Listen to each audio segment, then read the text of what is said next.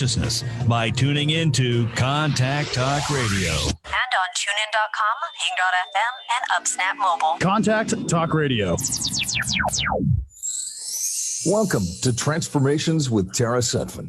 Tara Sutphen is the author of Blame It on Your Past Lives, Soul Agreements, and the Abenda Chronicles. Grammy-nominated audios, videos, and MP3 series. You can find these MP3 series now at tarainsight.com. Welcome to Transformations with Tara. I'm Tara Sutphen, and my guest and co-host today is Jason D. McKean, and he is the voice of over 1 million ohm recordings throughout the world. And Jason, congratulations on your new book. What? Please a new book? Show it. A new book? Yes. A new Magic there it is. Channel Oh my God. Tarot reading with the Tarot Wizard. That's me. Ta-da! Isn't it great? I love the cover. I do. I love it. I am so happy. I was telling you that I hadn't received like the final copy, until yesterday, and I've had it done since the end of April.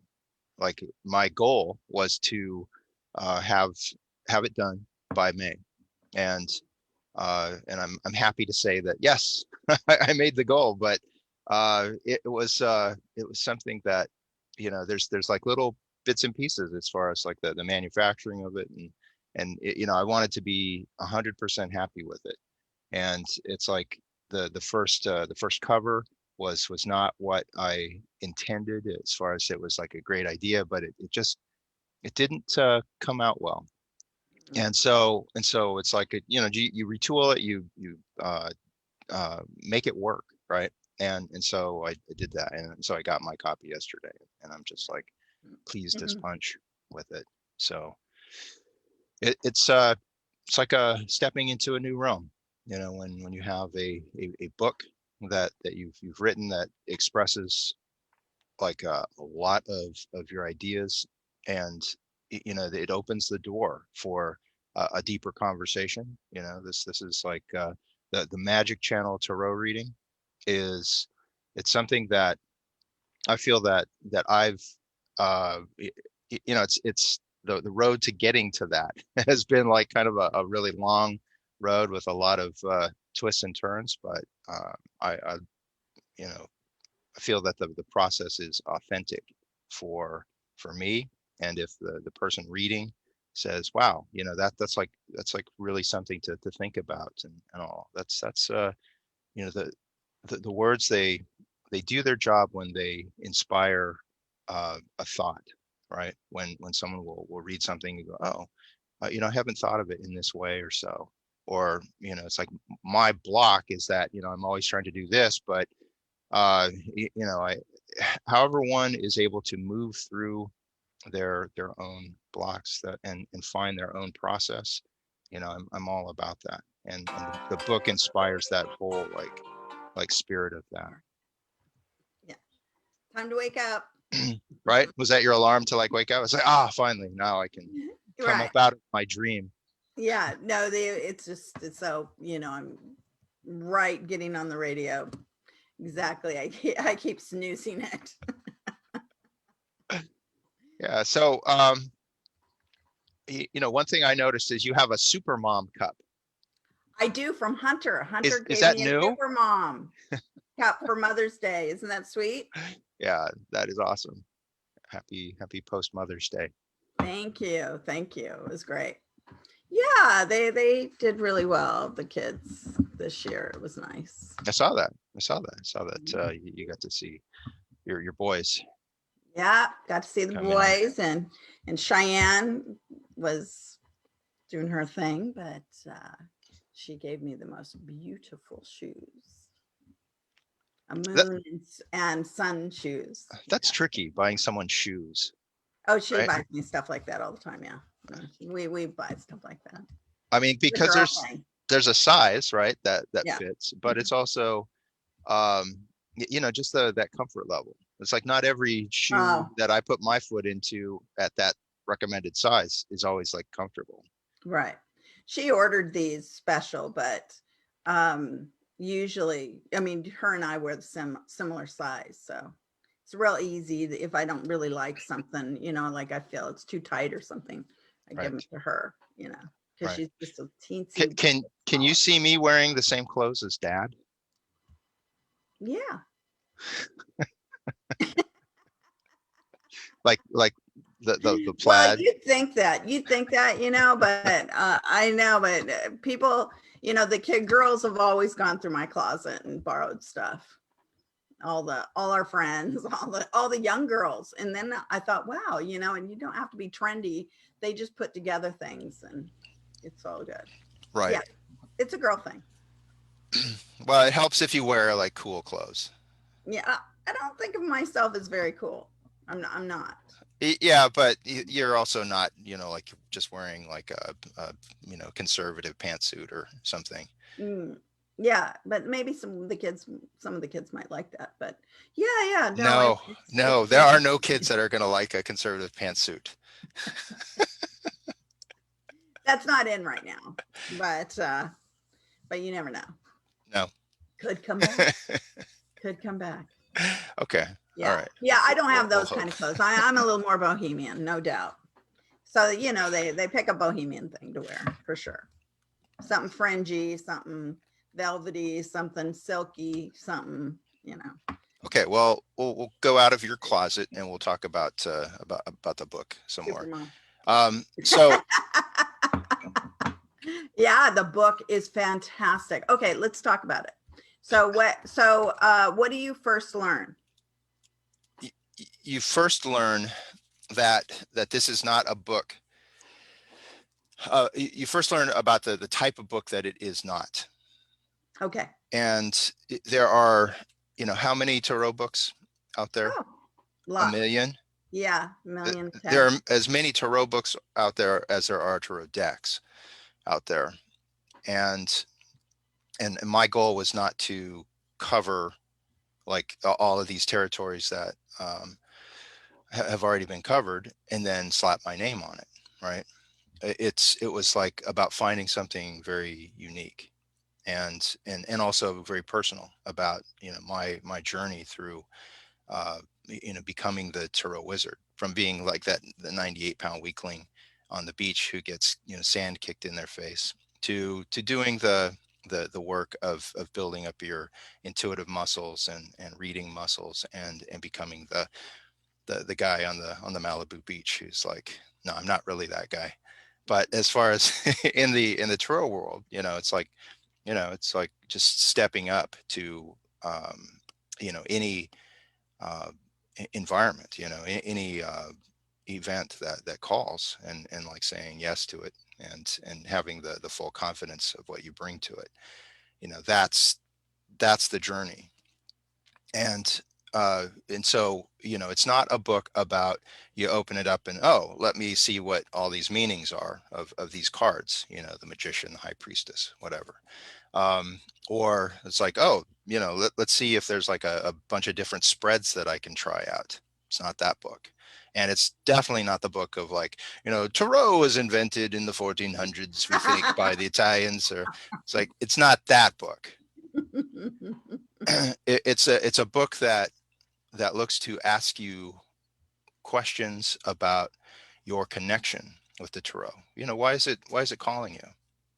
And are you heeding that call? And looking at it with kind of the spirit of someone who's looking to expand their relationship with the tarot, not seeing the tarot as a tool, but as a partnership. Because it can run very, very deep. And it's like the moments that I saw that, it wasn't just something that was a modality to, uh, you know, it's this wonderful way of exploring someone's life. And so one looks at it by, creating sacred space. And that's the very first like point of it, is to see it as a means of creating sacred space, of seeing yourself because you are the querent as well. We read for ourselves quite a bit. Hmm. But looking at others as spiritual beings, where we're all a work in progress. We're all on a journey, on a soul journey, and we're not all at the same place on the path. Yeah. And True. helping kind of set some of these foundations, so that when we're reading, it's not that we're imposing, you need to do this exactly because this is what I did, and then it's not about that. It's about opening someone else to their own sense of their journey, and That's so right. that one can look to build consciousness, awareness, where they can take that step back and kind of see themselves moving Well, through their I always journey. think that, every painter, that even though you set up the same thing, always, paints a different painting. Yeah. Everyone is their own individual. And so it's the same thing with psychic ability. When you start to really get into it, you develop different skills and you have different gifts and different um, ways of looking at things than somebody else. And so therefore it really, becomes your own unique divination system. So, I mean, you really took it and ran with it. Whereas, a lot of people, they stay stuck, like, oh, I have to know the exact meaning of this, and I teach different modalities so that, you can click your mind to not be stuck. Yeah, and that's the beauty of like the intuitive process, is like if someone is feeling that they're not enough because they're not visualizing something, but Yeah. they're hearing things, they just have a sense of knowing, right? It's like Mhm. if someone is aware of that, right, then they can get out of like just being like, well, I'm not doing it this way, and so I must be doing it wrong. Right, um right. And a lot of symbology, some people see only in dreams, I mean, that everybody is we're all wired a little different. So if we pay attention to what we're getting, it's very fun. It becomes like a fun a fact finding thing about yourself or about other people around you. yeah, it's very common.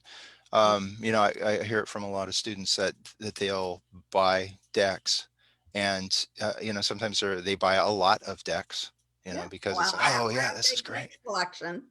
I'm one of those people who has tons of decks. Right, but you don't hold yourself back, right, from using those decks.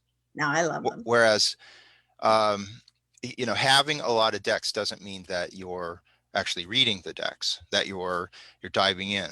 Sometimes you're holding back to like wait for the right deck, right? That's what I hear sometimes. And so what I wanted to do was um you know have like this book that instead of it being this tome that is the end all of all these things about tarot, where it's this simple, it covers a lot of different areas, but it helps one to unblock themselves, so that they're able to start to give themselves permission to read on the level that they are at, Right. rather than the thinking. It's like it's like I had a conversation yesterday about reversals, and it's like, oh, that adds another like 78 meanings, to the cards, of like, and one can feel like it's like, oh, I've got tarot, but now I've got to memorize just all this stuff and all. And and that can be daunting. It can be, where people like start to like just kind of freak out. And so I just say, what, if you're reading intuitively, you don't need to read reversals. It's like, know the layers of the cards, know what they mean, and new layers will show up as you're reading. um but if you're locked into, it's like, oh, this has to be, perfect, I need to know exactly everything before I start, then you're diminishing kind of that individual process too, why you're called to read tarot. And that is, I feel at the foundation, it's one of creating sacred space. You're there with someone else or yourself, right? You're looking to see your journey, what you can do to help yourself, like move forward, Mhm. to unblock these channels of energy that are within us. That, it's like the tarot shows, like spirit shows our emotions, our mind, the physical. And I break it down, where it's like, very very simple understandings of the suits. And looking at that flow of energy, that's something I like to teach too. It's like these classes where we just look at the flow of energy to see if it looks like someone is uh, moving forward in their quest, or if they're being blocked by themselves, or an outside influence. Right. Right. Well, I mean, because we all get in our own way, but where do we unblock? I mean, it's really finding, I think, with tarot, it's finding things to make us solve, and it's fun to know what's going to happen upcoming, or choices upcoming, but where do you solve your life? Like, get hopeful about this, because you can step into more, you know Yeah. and a lot of times I like to do, when I'm doing readings for people, is just see where the cards come up for them, like what they most need to know at this moment. Hmm. And so it's just, it's like, okay, they want to concentrate on your money, or they want to concentrate on your love life, or and it's so interesting how it just pops. Yeah. It is eternally fascinating, Yeah. to when one just kind of lets go, as far as they don't have the agenda of like, well, I need to know about this and this and this.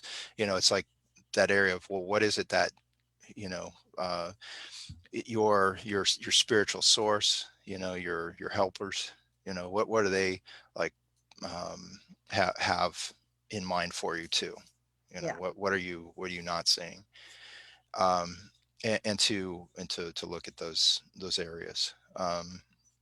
It, there's a part in the book too where I talk about how we let go, Yeah. how we let go of because the tarot is a process of I mean, we let go, right? It's not that we look at the faces of the cards and say, oh, this is my card for today, right? The sun, I'm picking that one, right? Because who's going to Oh, pick like I the love that tower? one. Yeah. Okay. Who's going to pick, like the Four of Cups, right? As far as just consciously, it's like I want to, create my own block here. Yeah. um it's like looking at the backs of cards, right? Or just feeling. And there's a lot of uh like certain rules and all about, oh, like, pick with your non-dominant hand and stuff like that. But Oh yeah, you had I no. I I had a little Russian girl in my class years ago, with the teen class, and she taught us how to do the Russian gypsy cards. mhm. And she had been doing them with her mom and her grandma since she was 5 years old. And so it was really fun, some of the different modalities, because we totally got into it with her. But she would do things like run the uh, lighter underneath the cards to clear the energy and stuff, to where it's like, no, like, just let the energy be, the saute in the cards, just as just Yes. just go forward. Don't do all this weird stuff. we're, Just, we're all in the spiritual soup together, right? yeah, we're all in the spiritual soup. We it, are. it's like the clarity, there's a lot to be said about the clarity, being from within, Yeah. right?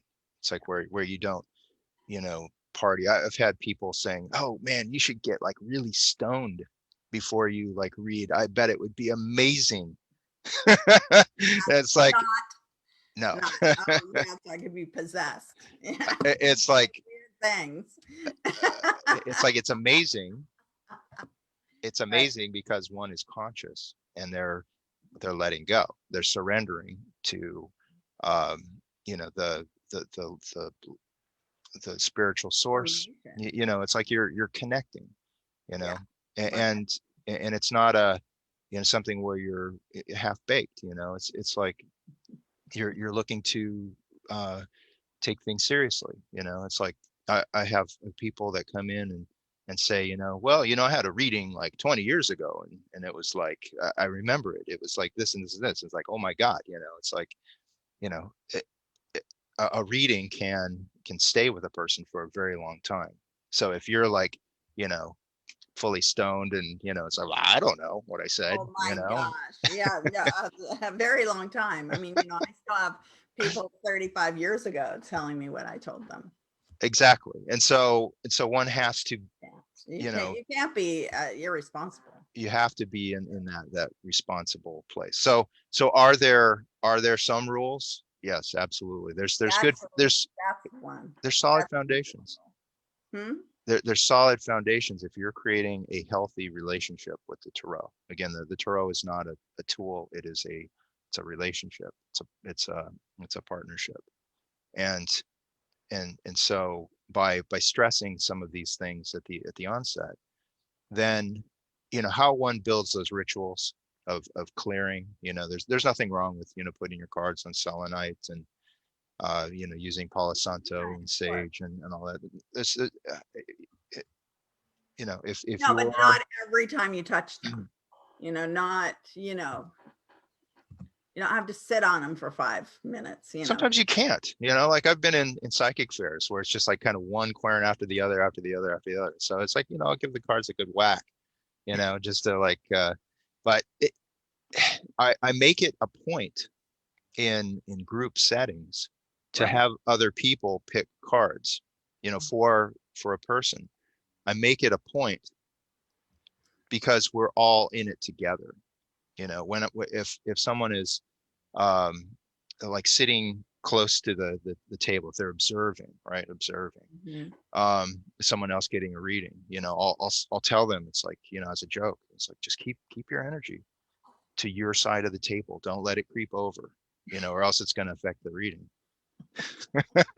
You know, and so I'll see them like just kind of like, you know, try to hold it together a little bit more, and I'm just kidding. You already infected the cards, you know. This was before the pandemic, by the way, when, you know, it's Oh yeah, like I haven't seen like people in a long time. I think yeah. my beard was this long last time I saw people. No, this photo, by the way, it is actually a photo of me at work there at a party, and taken by an amazing photographer, Robert Yeager. Um, He did a great job. oh my God, it's amazing, and uh, it was something that I, you know, as an art director, and I'll just Yeah, put some secret sauce on it, and yeah. you know, made it a little bit more old, you know, as far as aged it. And you know, there's something about, again, kind of my thing, right? As far as I'm very attracted to that which is in the old, the old, in the past, Yeah. in you know, the antique realm, you know, Yeah. and also kind of the futuristic as well. Hmm. And so the present is a very strange place. It's kind of that melding pot, I guess. But um, I I wanted to have it to have kind of like a fun, almost like a circus poster kind of look to it. Hmm. Something that was um, you know, Well, fun to read. kind of mystical, you know. Yeah. But I drew like illustrations for it, you know, that Right. whoop, there we go. Like you know, some of it is just simple line art. Most of it is Mhm. simple line art. My you know, how I do shorthand when I'm doing classes, it's like instead of writing, you know, oh, the four of cups, you know, it's like I'll do four, and then you know, just draw a symbol for the cups. That's the wands, the swords and pentacles. Right. where it's just like you create your own shorthand. And I, you know, heartily subscribe to creating your own system of how you keep track of things. And if you like to just take those shortcuts, it's like make it your own. I'm all about you finding your own style, because one is chosen, to I feel that when the tarot is like calling, it's like we may Mhm. not know how to fully like express it yet. Yeah. And it's like when I first started, like in my 20s, I think you gave me some tarot cards, I think some Rider Waite, but it was back in the day when we had books and all Mhm. to glean the meanings, because those pamphlets are kind of useless, the ones that come with the cards. Oh, You I know, always used them though. I loved everything, to read anything I could. it's good to look at it and all, but Yeah. they I found that there were some books that were like really much more solid as far as how to like um, glean an understanding. And I use the Celtic cross. Now I hate the Celtic cross. Sorry. It's Well, just not the actual so, cross. You're talking about the tarot system. Yeah. yeah, the tarot spread. It's way too confining and all. I'm Well, not a fan. yeah. But I'm going to put that out there because it's like, again, there can be Well, it's those great. who say, no, you have to do it in this manner and all that. It's like, no, Why?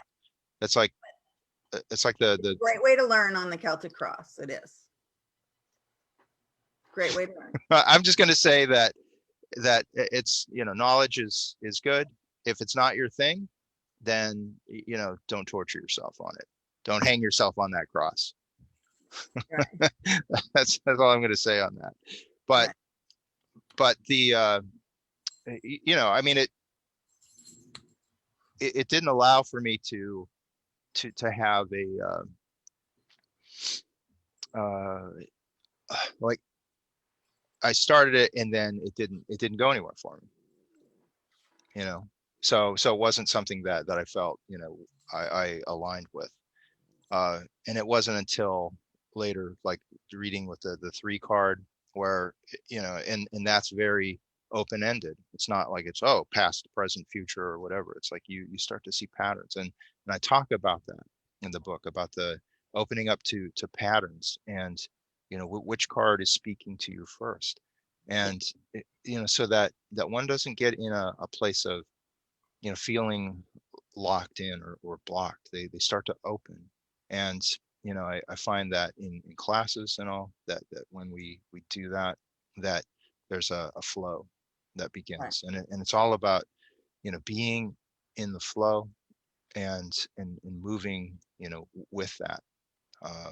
Again, the idea of letting go, of not having to control a reading. Because there's a difference between being responsible for your words, but also not where you're looking to control how it is that you're feeling about something. I mean, there's a balance in there, and that's the process of it. And it is good to practice as much, and find those safe spaces that you can practice. I I find think that. that, well, you practiced a lot. All the metaphysical and Eastern bookstores in Los Angeles. You've been, everybody, everybody. Yeah. Wherever Jason goes, he meets somebody that he knows now. Yeah. And yeah, he's read for them. And it's fun. And funny. You have some really funny stories. Yeah. Anyway. Like what? Oh, I don't Oh, know. but we can't tell I'm them, can thinking of we? like, but I don't know, one of those rock stars that came in once and you didn't know who he was, and he was hilarious, and you were teasing him about different things, but it was fun. About his jewelry. Somebody said something like, "Oh, did you know who that was?" I'm like, it didn't matter. It Right. doesn't matter Right. who anybody is, because you're going to read for the soul of the person and what they need.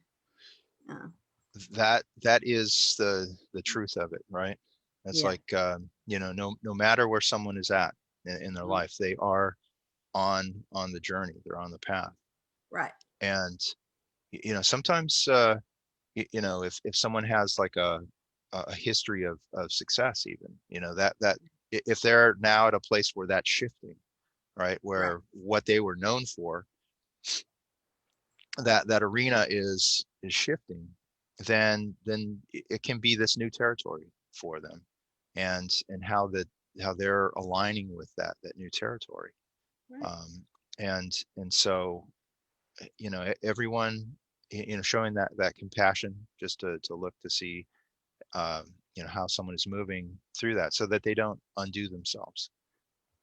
Everyone has that potential, right, to be at the top of the game, or to fall on harder times.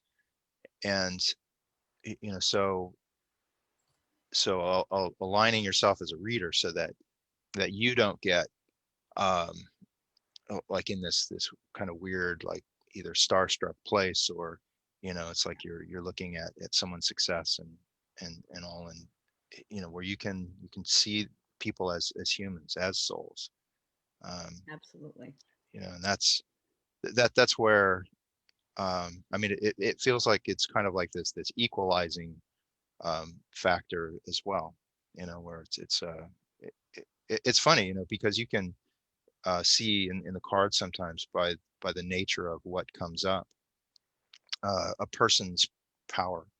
I've had people that I've pulled for, and it's like everything that comes up is like a major arcana, and that's really rare, to not have like a good mixture of things. But others, it's like their path, it's like all the royalty cards are coming up, like in their career, like all the kings.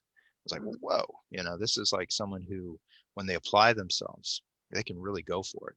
And sometimes they just need to see that. Sometimes they need that vision of that for themselves, and say, you know what, I can do this. And it's just a reminder, rather than focusing on some What they can't do. yeah. Right. Yeah. Right. I agree. And what they're good at. A lot of people forget what they're good at. And so you have to, you see it, I mean, I'll see it if I'm doing a reading with the cards. I don't use the cards a lot, but when What? when How dare you? I like using the touchstone, and being able to, at that point, remind them, whatever I'm seeing. Yeah, it's fun. Yes. Yeah. One thing, it's funny, because you're talking about those things that one is good at. There's also the things that are kind of baked in one's being. And I found that as I was putting the book together, because I've put together, I don't know, 20, 30 books in the past for other authors, where they've written it, but I've formatted it, put it into a style. And those were the old days where, I mean, you didn't have some computer technology, you were sometimes, type yeah, pasting it, type paste, and sending it off to the printer, and all of it, the whole shebang. yeah. It's like this particular book was like, technically, it's putting it through Microsoft Word, and then saving it as a PDF and uploading it, right? Yeah. That part of it is very much easier than printing out 108 pages, which is the length of this book, by the way. 108 sacred ohms. 108 sacred pages of the magic channel tarot. Right.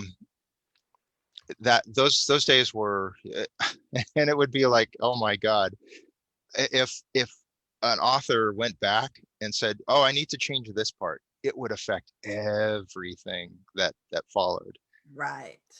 And so it's like you wanted it to be pretty well just edited and kind of set by the time you get to that point of doing the final mechanicals for it. Yeah, our best friend for some, well, he's still our best friend, even though he's crossed over for the last 20 years, but he, 19 years. So he used to go the manual typewriter because he didn't even want the hum of the electric typewriter when he wrote, and Jestern, and he would write things, and then he'd cut and tape, and I mean, it was like this thing that he'd give somebody to type up. It was hilarious and fun to watch the process of him. Yeah, it was but that was the process. Yeah, That was the process where you'd have the sticky notes and the scissors, yeah, paper. yeah, and so it has made it so that anyone can do this. Anyone can write a book, right?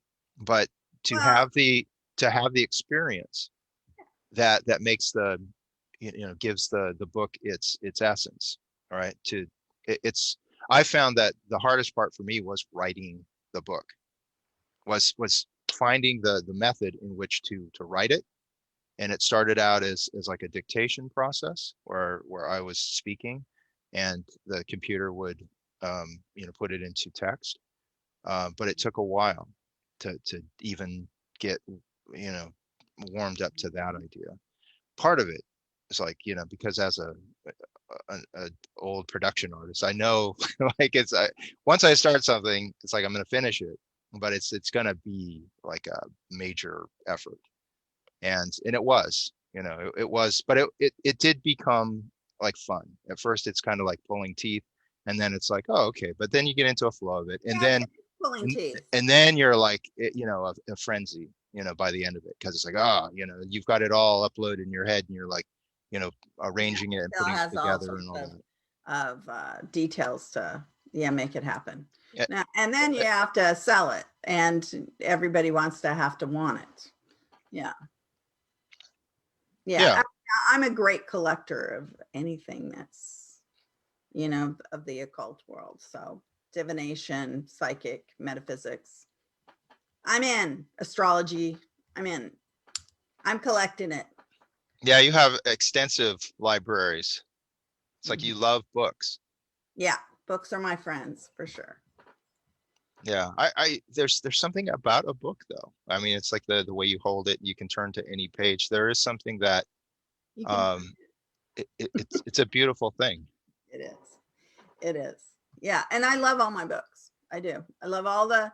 I love, and I think that my just being an author too. I think that it gives me, I just know the painful process that people go through, of like, oh gosh, I don't think nobody wants to hear this. I don't think that I need to share that. I have to be in a better light here. I'm complaining. I'm, I mean, it's a process of where do you go with things. You're always second guessing yourself on a book. Hmm. Where what do I need to do to create something? Am I, is my voice, do I need to make it where anybody wants to, it's easiest if you're having a conversation, you're creating a friend to listen. So it's just this whole process, because It I'm is. writing a book now, and it's been a process. And you are having conversations, aren't you? I'm actually having a conversation. Yeah. Well, mine's pretty, mine is outlined out, this one. Yeah. Yeah. And all my books have been conversations with the other side. So that's, if you're interested in that, that's where you're going, usually with my books. Towards the tarot, that's fascinating. I've always loved the tarot. As you know, I collect tarot cards. Hmm. And then I had another friend who, her bookstore in Northern California, she closed it. And so she had boxes of tarot cards. And she was like, you're the only person I think would really love these. And it's like, of course I brought them home. And, Like, and yes, send them my staged way. them a way that other people would like, and it's great. I really enjoy the tarot cards. Yeah, what's funny is that, as a tarot wizard, it's like I'm not a collector of tarot cards. Sue is. Sue has like a lot of decks, Yeah, she does. including decks that have our dogs in them. It's like both Archie and Ananda are on the Queen of Pentacles in the Wise Dog Tarot. That was created. I have that as a gift from you guys. Yeah, and Love it. so stuff Yeah. like that. I find that again, it's about that which works. Mhm. If I'm reading on the Queen Mary at Halloween time, then it's like having like a fun kind of ghosty deck, is like part of the ambiance of it, and that's a lot of fun. But most people who are looking to look at a situation in their life in a serious manner, they're not like just wanting to be like scared or entertained necessarily. They're looking to be to find answers, and it's like I gravitate towards the ones that it's like those harder cards, like the Tower and the Ten of Swords and all, where they're not as visceral. It's not you're looking to shock someone out of their gourd, by their the choices that you're looking at making, or whatever. It's like you're looking for like a spiritual understanding, and so it's like the Wizards Tarot. I like a lot. I use it, but I teach with the Rider-Waite because it's so well supported by other websites and just information. It's a great learning deck. It's a great learning deck. I mean, I learned on the Rider-Waite, but I had the real tiny cards on my Do you first. mean like the real tiny ones, like The the tiny little ones, pocket? like they're maybe an inch and a half, 2 inches. Yeah. They were tiny cards. And so those were mine for my first ones, Rider-Waite deck. I still have like mine, but Sue, I had them in my pocket and Sue washed them, and they ended up being about this thick, as far as because they were like really compact, and then with that added water and detergent and all, they got really fat. So it's like can't really shuffle those. And it's like a little mini sandwich or something. Oh my gosh. Right. Yeah. And what other I haven't decks ever do you washed like? any of mine. Huh? You like the Italian decks? I do. I love the Scapinis and the Marchettis. Those are my favorites. Yeah. You also have a painting Yes. of the High Priestess. Here, Jason, I'll choose a card for the new book. The new book available at Amazon. New book. And Magic Channel Tarot reading with right. the Tarot Wizard. I did 3. I like the power of 3. So I got the Page of Swords. So it's a very introspective book. It's learning about yourself. You're walking along a path. It's the card of the psychic. The this card. See, oops, here. Yeah, hold it in front of you. You Yeah. have to hold it in front of you so it doesn't disappear. Right. So this is the Page of Swords. Page of Swords is all about walking forward. We see the black cat, you have the labyrinth, you have, there's a thought, all swords are thought. And so you have the it's not a wizard, but she's a witch, She's like a knower of the magical ways. Seer, right. She's a seer. So this is and the moon is there, it's waning. And so it's looking at the patterns in your life as far as like where are you going, but it's a labyrinth, it's like a magical, somewhere magical to like start thinking about and going for. And so it's all that psychic divinity.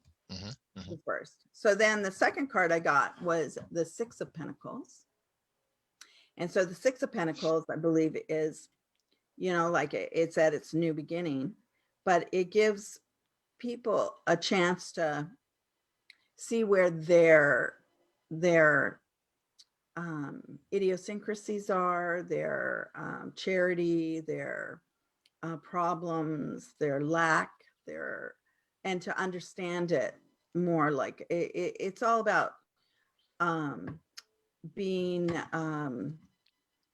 compassionate to others, to their life purpose and their destiny. And so it's so the book covers a lot of that. It's not it goes into the past and into the future and stays, like the present. Like what can you do about what are you doing for your life to give you something that you can work toward or not, or knowledge of. So it's giving you something, and it's some kind of charitable gift. And so then the third card I got was the Ace of Wands. And so, it's going to catch, the book's going to catch, it's going to go forward very easily. It's a building, you're building. Wands are always action cards. You're going forward. It's all about workable solutions and going forward. So it's all great. Awesome. Awesome. Thank you, Tara. Good Thank forward movement. Absolutely. Yeah. And I love that it kind of covers like a spectrum there of the mental, the spiritual. It's like body, mind, and spirit. Right. Body, mind, and spirit. Yeah, it did. It went through it. So, and here's Jason, the King of Wands. Anyway, so I just picked this card just to show you. These are the Sutphen cards. Yeah. Did you just randomly pick that card? I just randomly. Because that is my card. I just picked you. Yes. The King of Wands. King of Wands. Yes. So, King of Wands, going forward, making progress. Excellent. Yeah. And it's I feel that there's, it's funny because, when you're writing something, it's like, oh, I could add this and I could add this, and you could throw in like a bunch of stuff. And yet it's okay to end something too, to have your beginning and your end of something. And then, you can build on that. It's just about, not having something that is just an ongoing,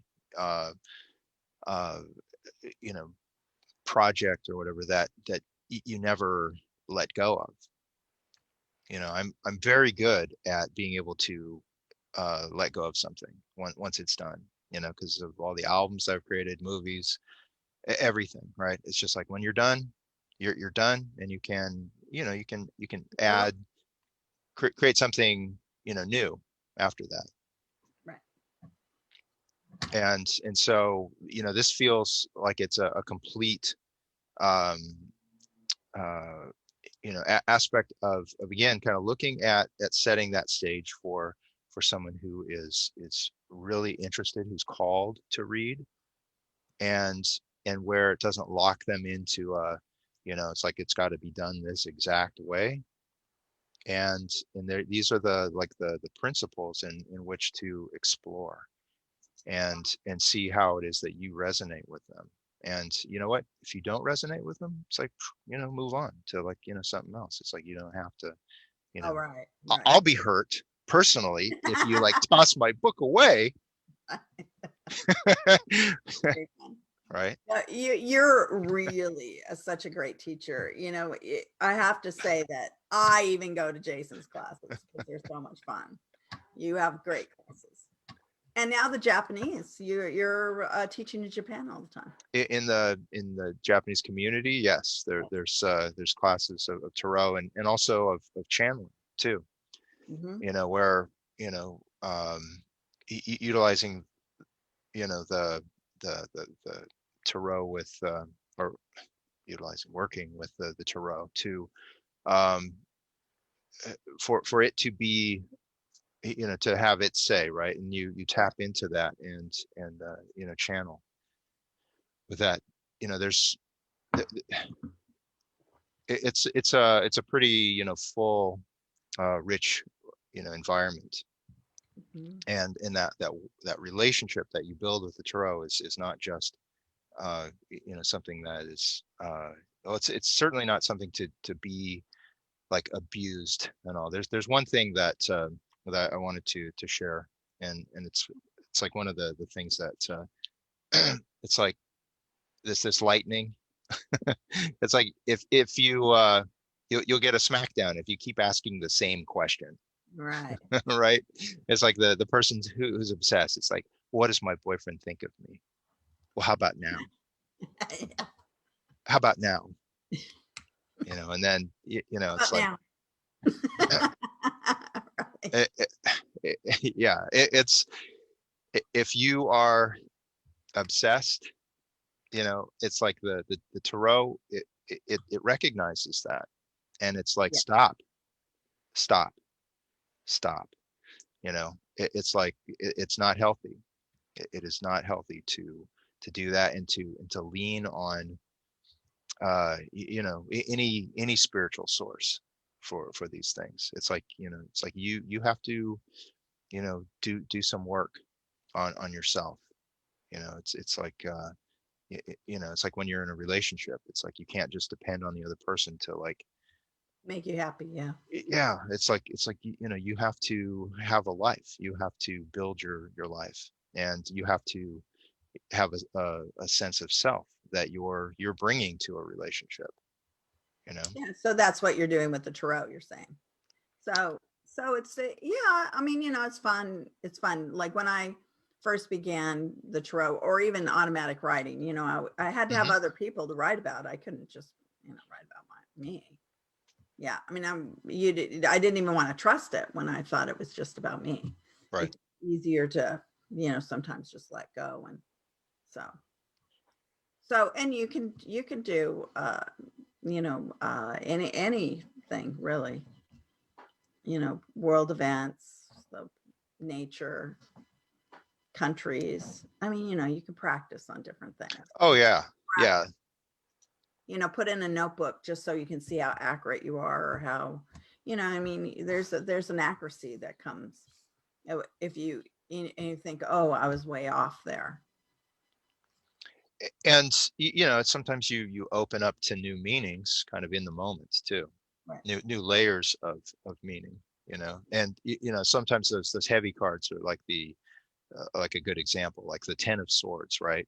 It's Mhm. like, if you go to the pamphlet, right, in the deck, it's going to say ruin, you're devastated, Well, and it's like, yeah, it's just and black and I hate that. yeah. Because it's like, opening up to like, other, ways of seeing perception and Well, it's a meanings. lot of worry that is, and then something's going out to bring something else in. You never know what that. I mean, it depends on what question you asked. I mean, Yeah, sure. the Sure. question is a lot of what that's about. You can't just all of a sudden go off track and go, oh my God, something. It's an interesting process for sure. So thank Anyway, you. so you are. Thank you for letting me talk about Oh, this. I love it. I love it. I can't wait to get my own copy. I love it. You'll get a signed copy Oh, goody. I love it. Okay. soon. Thank you. So it's on Amazon.